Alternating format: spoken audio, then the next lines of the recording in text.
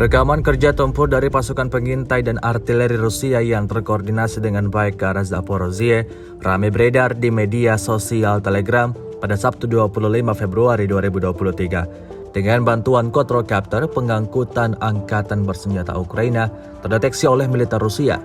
Tak butuh waktu lama, militer Rusia langsung meluncurkan serangan pada posisi target. Kendaraan militer Ukraina yang sedang terparkir berhasil diledakkan. Sedang prajurit Ukraina yang mengendarai kendaraan itu tampak berlari ke dalam hutan, hindari serangan pasukan Putin.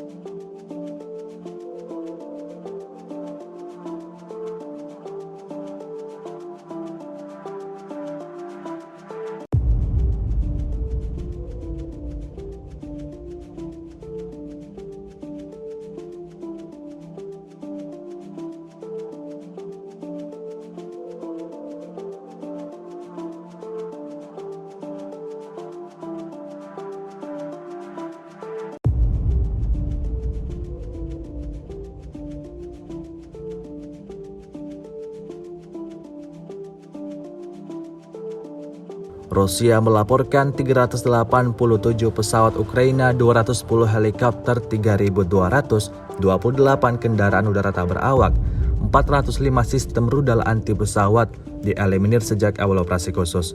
Sementara itu dari kubu Kiev, Kementerian Pertahanan Ukraina melaporkan 970 tentara Rusia dieliminir dalam sehari terakhir.